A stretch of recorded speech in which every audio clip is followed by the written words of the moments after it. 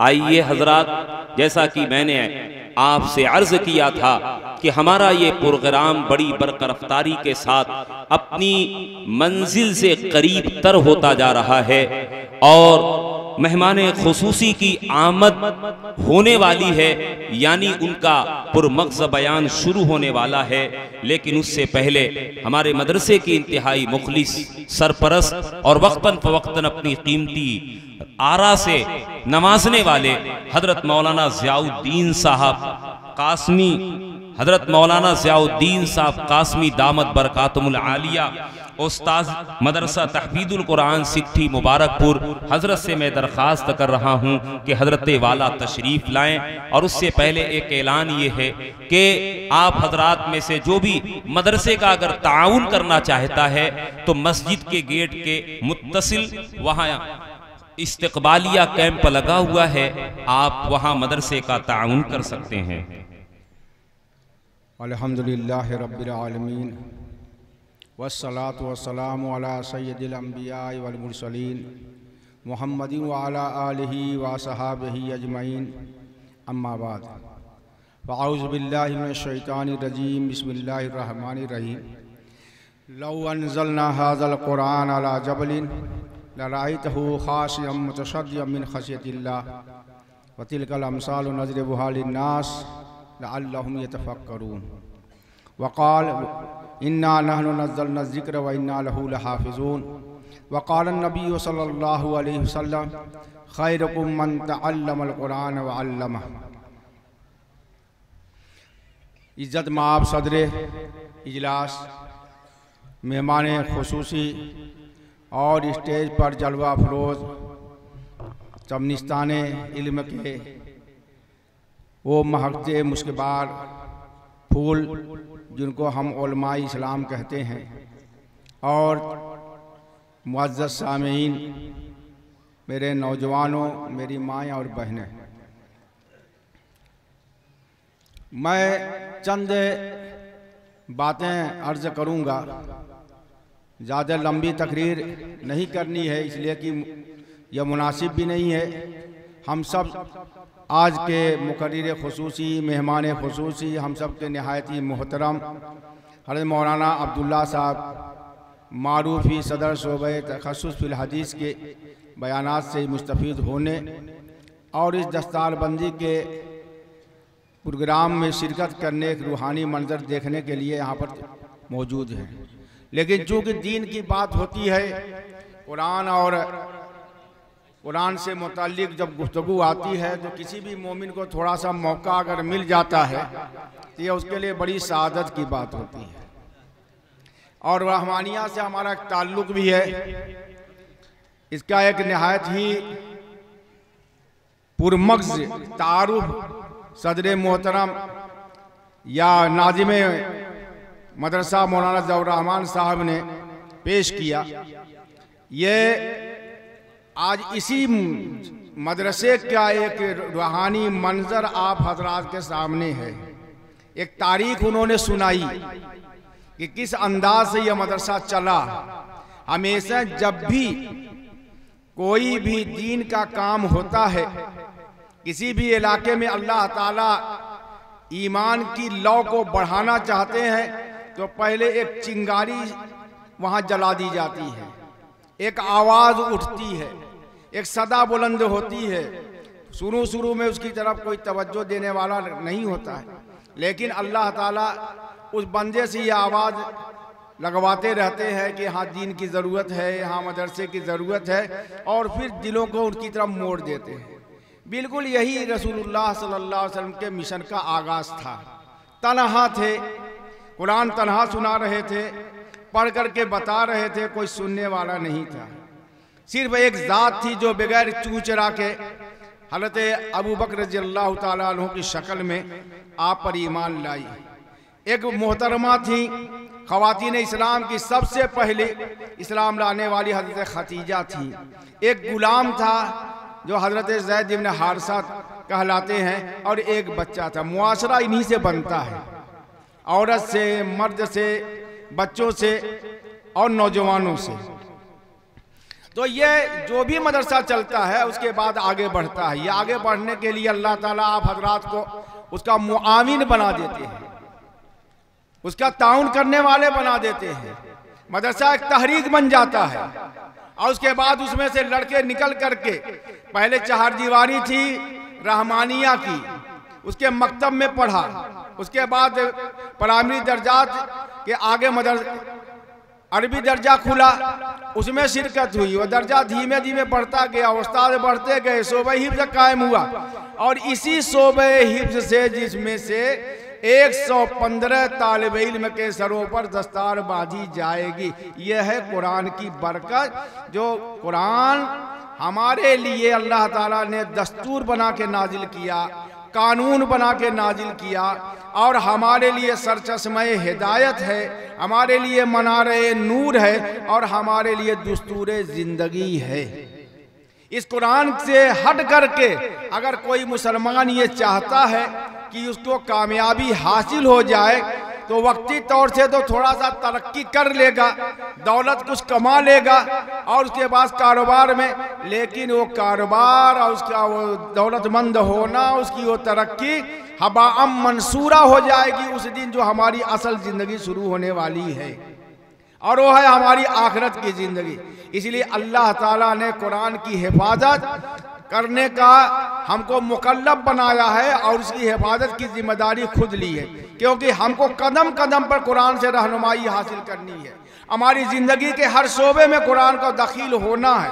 सहाबा ने इसी कुरान के ज़रिए जो तरक्कियात तय की, वो सहरा नवर्द थे, नावाकिफ थे, आपस में लड़ते थे, लेकिन एक उम्मी लकब रसूल खातम नबी आज़म सल्लल्लाहु अलैहि वसल्लम ने उनको सबसे पहले कुरान पढ़ के सुनाया और कुरान की तिलावत की। उसके बाद कुरान उनके दिलों में जब उतरा और उनके दिल का ईमान मजबूत होता गया और खुदा का नूर उनके दिल में जागुजी होता गया, फिर वही कौम आगे इतनी तरक्की करती है कि वो पहले सहरा नवर्द थे, शिर्क और कुफ्र की जलालत में पड़े हुए थे, लेकिन रसूलुल्लाह सल्लल्लाहु अलैहि वसल्लम की तालीम व तरबियत और कुरान से शगफ और कुरान से ताल्लुक़, यानी कुरान से ताल्लुक़ रखना गोया डायरेक्ट अल्लाह से ताल्लुक़ रखना, तो रसूलुल्लाह सल्लल्लाहु अलैहि वसल्लम ने उन्हें कुरान से जोड़ा था और इसी जुड़ने ने उनको दुनिया का सबसे अजीम इंसान बनाया, सबसे अजीम मुआशरा बनाया, सबसे अजीम उनको दौलत अता फरमाई कि वो सहाबियत के दौर मंतब पर उनको फायज कर दिया। और फिर आप दुनिया ने देखा, बार बार सुन चुके हैं कि किस तरीके से अल्लाह ताला ने उन्हीं के कदमों के नीचे दुनिया की सबसे बड़ी बड़ी दौलतों को ला दिया। वो सोच भी नहीं सकता था कोई कि ये कैसरों केसरा की हुकूमतों के मालिक बन जाएंगे, लेकिन उनके कदमों पर दौलत निछावर कर दी अल्लाह ताला ने। वो कुरान से ताल्लुक था, वो कुरान से मोहब्बत थी, कुरान पर अमल करना था। अल्लाह के रसूल सल्लल्लाहु अलैहि वसल्लम की पूरी जिंदगी कुरान। हज़रत आयशा सिद्दीक़ा रज़ी अल्लाह ताला अन्हा से किसी सहाबी ने आकर के पूछा किया, या उम्मुल मोमिनीन, रसूलुल्लाह सल्लल्लाहु अलैहि वसल्लम के जिंदगी के बारे में हमें बताइए आपके, ताकि हम वैसा बने। आप सल्लल्लाहु अलैहि वसल्लम की सीरत क्या है, आपकी जिंदगी क्या है, हमारे सामने उसका खुलासा पेश कर दीजिए। तो हजरत उम्मुल मोमिनीन आयशा रज़ियल्लाहु ताला अन्हा फरमाती हैं, कान खुल्कुहु अल कुरान। रसूलुल्लाह सल्लल्लाहु अलैहि वसल्लम का पूरा अखलाक, यानी जिंदगी का नसेब व फराज सब कुछ। अखलाक सिर्फ यह नहीं कि आपने किसी को पानी पिला दिया, किसी को कुछ खिला दिया। अखलाक खुल्क से, खिलकत से, जैसा खुल्क पढ़िए, चाहे खल्क पढ़िए, चाहे खिलकत पढ़िए, ये तमाम उसी एक मादे से निकले, खा लाम काफ से। यानी जिंदगी का हर हिस्सा, जाहिरी हिस्सा, बादनी हिस्सा, सोना जागना, चलना फिरना, खाना पीना, मामला करना, लेना देना, कारोबार करना, ये सब की सब अखलाक में दाखिल है। हम तो सिर्फ कहते हैं बड़े अखलाकमंद है, और उन्होंने मुस्कुरा के गुफ्तगू कर ली, बड़े अखलाकमंद हैं। मैंने उनसे यह काम किया तो बाकायदा उन्होंने मेरा यह काम कर दिया। बड़े अखलाकमंद हैं कि उनके घर पर गया तो उन्होंने चाय पानी के साथ साथ कुछ तोहफा भी दे दिया। तो अखलाक इतना है, ये उसका एक छोटा सा हिस्सा जिसे हम इतना मुतासिर हो जाते हैं। अल्लाह ताला ने अपने रसूल सल्लल्लाहु अलैहि वसल्लम को सराबा अखलाक बनाया था। वकान खुल्कुहु अल कुरान। हज़रत उम्मे आयशा फरमाती हैं, हज़रत उम्मुल मोमिनीन आयशा सिद्दीका फरमाती है कि कुरान ही आपकी जिंदगी थी और यही सीरत रसूल है। उसी कुरान की निस्बत से आज आप यहाँ पर जमा हुए हैं। कुरान को अल्लाह ताला ने हर मुसलमानों के लिए रूह बनाया है। रूह गोया कि हमारे लिए कुरान रूह का दर्जा रखता है। कुरान से एक भी बाल के बराबर हम मुनहरिफ होंगे तो फिर हमारी जिंदगी में नक्स पैदा हो जाएगा। लेकिन अल्लाह ताला ने इस कुरान के अंदर हिफाजत की जिम्मेदारी किसी हमको दी नहीं है, हमको चलने का हुक्म दिया गया है, क्योंकि अल्लाह का कलाम है। अल्लाह ने इसका तकल्लुम फरमाया है और इसको पढ़ने के मामले का हाल ये है कि अल्लाह के रसूल ने फरमाया कि चूंकि अल्लाह का कलाम है इसलिए इसके एक एक हर्फ में 10-10 नेकी है। कुरान का देखना भी इबादत, कुरान का छूना भी इबादत, क्योंकि अल्लाह का कलाम है और इसकी हिफाजत खुद अल्लाह ताला ने ली। हिफाजत हमारे जरिए कराई जाएगी। हिफाजत का मामला है कि सब हमारे जरिए कराया जाएगा। तरह तरह के शोबे, तरह तरह की तरकीबें, तमाम तरह के निज़ाम कुरान की हिफाजत का राज किया है अल्लाह ताला ने कुरान पाक को, क्योंकि अल्लाह का कलाम है। और ये बतलाना है कि मुसलमानों तुम्हारी जिंदगी की कामयाबी इसी से जुड़ी हुई है। वो मुअज़्ज़ज़ से जमाने में मुसलमान होकर और तुम खार हुए तारीके कुरान होकर, अल्लामा इकबाल ने यूं ही नहीं कहा है, मुसलमान होकर यानी कुरान पर आमीन बन करके, कुरान पर अमल करने वाले बन करके, कुरान के को रहनुमा बनाने वाले बन करके, कुरान के साए में चलने वाले बनने वाले, उनको अर्रिजालुल कुरानियून कहा जाता है। वो कुरानी लोग थे। तो अल्लाह ताला ने अपने रसूल पाक सल्लल्लाहु अलैहि वसल्लम के कल्बे अतहर पर इस कुरान को नाजिल फरमाया और आपकी पूरी सीरत, आपका हर हर अमल कुरान की रोशनी में होता था। और इस कुरान को अल्लाह ताला ने कितने आसान तरीके से हमारे दिलों में उतार दिया है। यह कुरान जानते हैं क्या है? इसका एक रूहानी वजन है। जैसे किसी चीज का वजन होता है, 1 मन होता है, 2 मन होता है, 1 कुंटल होता है, 2 कुंटल होता है, वो मौजूद अशिया का पत्थर वगैरह। एक ऐसे ही अल्फाज का भी एक वजन होता है, अल्फाज की भी एक चोट है, एक असर है। अगर मैं आपकी तारीफ करूं तो आपके चेहरे पर खुशी का असर जाहिर होगा, और अगर कोई आपको गाली देने लगे तो चेहरे का रंग बदल जाएगा। इसका मतलब कि वो अल्फाज असर करते हैं। तो चूंकि कुरान अल्लाह का कलाम है, इसलिए अल्लाह ताला ने इस कलाम के बारे में फरमाया, वलौ अनज़लना हाज़ल कुरान अला जबल, या रसूल आपके जरिए पूरी दुनिया के लोगों को हम बता देना चाहते हैं कि अगर इस कुरान को हम पहाड़ पर नाजिल करते। पहाड़ क्यों कहा गया? क्योंकि सबसे मजबूत चीज जमादात में, ठोस चीजों में सबसे मजबूत चीज पहाड़ होता है, जो ना है हजारों फीट ऊंचा होता है, हजारों फीट ऊंचा होता है, 10-10 हजार फीट ऊंचा। एवरेस्ट 32,000 फीट एवरेस्ट हिमालय पहाड़।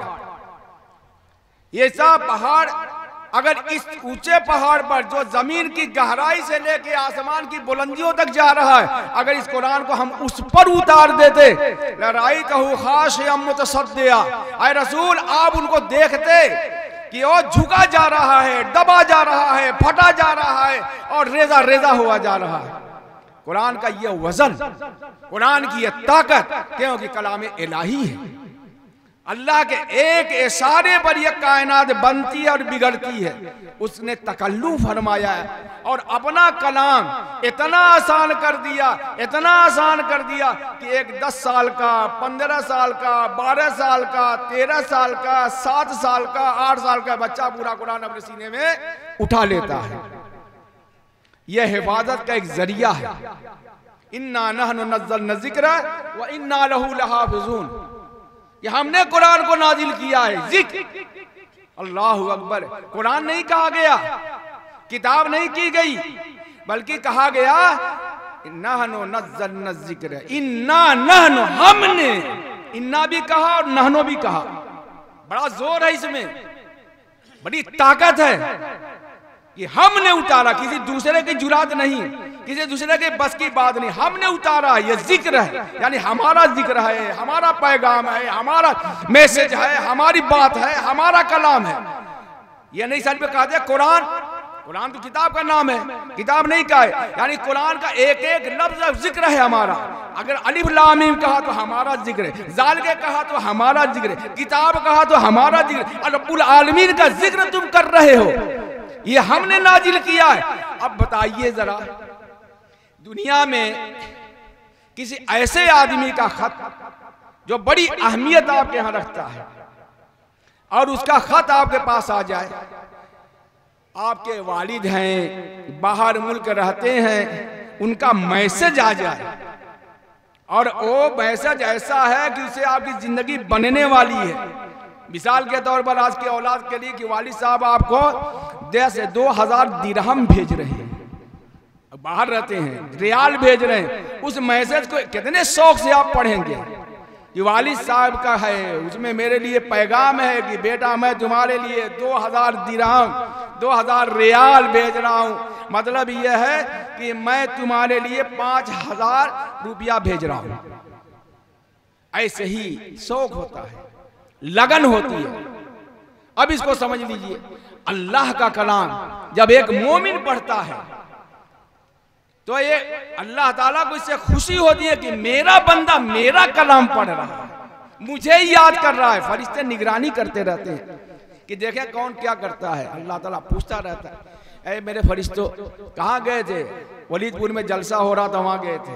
क्या हो रहा था? अरे आलमी तेरा जिक्र हो रहा था, बयान हो रहा होगा, फरिश्ते पहुंच चुके होंगे, मुसलसल आ रहे हैं जा रहे हैं। क्या हो रहा था? तेरा जिक्र। अच्छा मेरा जिक्र हो रहा था, लोग सुन रहे थे। हाँ हाँ अरे फरिश्तों तुम गवाह रहना कि मैंने, चूंकि मेरा जिक्र हो रहा था, मेरा जिक्र कर रहे थे, लिहाजा अल्लाह ताला फरमाता है कि फरिश्तों गवाह रहो, मैंने सबको बख्श दिया।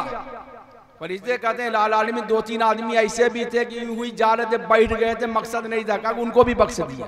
क्यों? मेरा जिक्र हो रहा। यह कुरान अल्लाह का जिक्र है। आज की मजलिस तो और बाबरकत है और मदरसे रहमानिया की वजह से हो रही है, उसके निजाम, उसके ढेर इंतजाम हो रही है। लिहाजा मेरे मोहतरम बुजुर्गों और दोस्तों, कुरान से ताल्लुक रखने का फायदा यह हुआ कि आप हाफिज कुरान बनकर अल्लाह के मुंतखब बंदों में बन गए, उन बंदों में बन गए जिसमें अल्लाह ने आपको चुन लिया। किसके लिए? अपने कुरान के, अपने जिक्र की हिफाजत के लिए। यानी अब VIP हो गया, खुसूसी दर्जा हासिल हो गया अल्लाह के यहाँ। इसलिए कुरान पढ़ने वाले, कुरान को याद करने वाले, कुरान को महफूज करने वाले अपने सीनों में हाफिजों के लिए गारंटी दी गई है कि तुमको तो बख्शेंगे और 1-2 नहीं 10 लोगों को तुम्हारी वजह से भी बख्शेंगे। वालिदैन को तो ताज पहनाया जाएगा, हाफिज हुए आप, उस वालिदैन को ताज पहनाया जाएगा।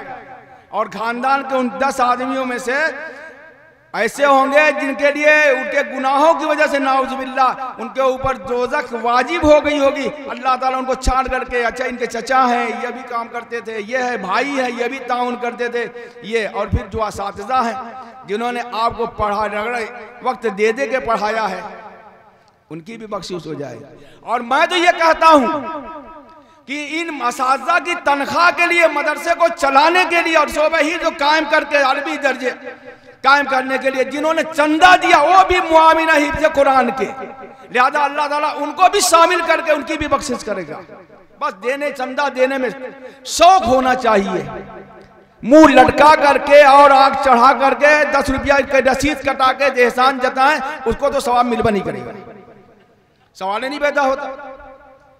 जब अल्लाह के कलाम की हिफाजत का मामला है भाइयों, और उसके जिक्र का मामला है, और अल्लाह ताला कह रहा है गारंटी, इन्ना नहनु नज़्ज़लना ज़िक्र, कहाँ जी हिफाजत होगी। मदरसा ही है, मदरसे में चलाने वाले जिम्मेदार हैं, वो बेदार और आप मुआमिन हैं। तो अगर शौक से देंगे तो आपके लिए परवाना है। मुझे अल्लाह ताला की ज़ात से उम्मीद है कि उस हदीस के मिस्दाक आप ही बनेंगे। हिफाजत का एक जरिया है तफसीर कुरान, हिफाजत का एक जरिया है तर्जुमे कुरान, हिफाजत का एक जरिया है तहरीर कुरान, यानी खुशखती। किताबत कुरान एक अलग फन है। अब एक बात मैं आपको बता दूं, ये आम राइटिंग नहीं है कुरान की। कुरान की किताबत का एक फन है, अल्फाज कुरान, किताबत कुरान एक फन है बाकायदे। बड़े बड़े माहिरीन, आम किताबत से अलग है। देखिए एक छोटी सी मिसाल दे देता हूं कि आप अरबी में इमरातुन लिखा जाता है तो अलिफ है, मीम है, रा है, छोटी गोलता होती है, समझ ना। इमरातुन माने औरत। इमरातुन जब लिखा जाता है अरबी में तो अलिफ, मीम, रा, अलिफ, छोटी ता गोल वाली। लेकिन कलाम पाक में इमरातुन दो तरीके से लिखा गया और बड़ी बलागत के साथ इशारा किया गया है। जहां इमरात का ताल्लुक उसके शौहर या बाप या भाई या बेटे के साथ आया है, इस कालत इमरात इमरान, तो उसमें ताल लंबी है।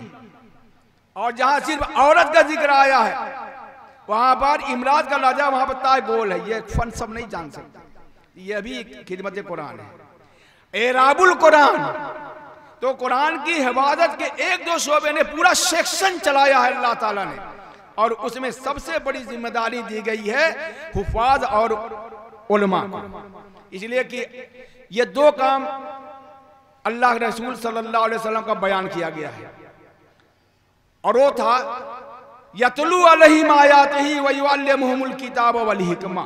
यतलू में नाजरा से लेकर के हिफ्ज आ गया, और युअल्लिमुल किताब वल हिकमा से इसमें तफसीर है, तर्जुमा है, उसकी तलाजिम का लिखना है, तफसीर की किताबें लिखना है, मुदर्रिस बन करके कुरान की तशरीह करना, ये सब आ गया। तो भाइयों, बात ये अर्ज करनी है कि मैंने एक खास सिमत में आपका ध्यान फेरने की कोशिश की है कि कुरान की इस महफिल में आप हजरात यह अहद करें अपने दिल में कि जब कुरान हमारे लिए सरमय चर्चमय हिदायत है, और अल्लाह ताला इसके पढ़ने पर 10-10 नेकी एक एक घर पर अता करते हैं, और जितना भी पढ़ेंगे होगा वो तो सवाब मिलना ही है। कुरान पर गौर करके कुरान में ढलने की ज़रूरत है। यही इसलिए कि यही कुरान हमारे लिए दस्तूर है, और रसूलुल्लाह सल्लल्लाहु अलैहि वसल्लम की सीरत का गोया कि असल मंबा और मखरज है। और उसके बाद उस इदारे को भी फरामोश नहीं करना है जहां पर आपके आज 115 बच्चों की दस्तारबंदी होगी, पूरा तफसील के साथ। इस इदारे का ताउन आपको करना है, उनका एहसानमंद होना है, इन बच्चों के हाफिज करवाने वाले असातिज़ा की कदर करनी है। और मैं ये कहता हूँ कि असातिज़ा की खिदमत में जो कुछ भी आप एहतरामन और मोहब्बत और शौक से खिदमत बगैर किसी बुखल के पेश कर सकते हैं तो जरूर पेश कीजिए कि भाई आपने हमारे बच्चे पर मेहनत करके उसको हाफिज बनाया। मदरसे को चंदा दीजिए कि आपके इदारे में, लिहाजा मैं 1000 रुपया देता हूं इस महीने में खास तौर से। अगर एहसानमंद है तो, और लाओबाली है तो भाई जाके रहिए, कोई मसला नहीं है। वकील बहुत किस्म के होते हैं, शादी में तो इतना लुटा देता है सेहरा पढ़ने वाले पर, और हाफिज कुरान हो रहा है इतनी सादत बख्शिश का उस पर नहीं दे रहा। ये चंद बातें थी। वाखिर दावाना अल्हम्दुलिल्लाहि रब्बिल आलमीन।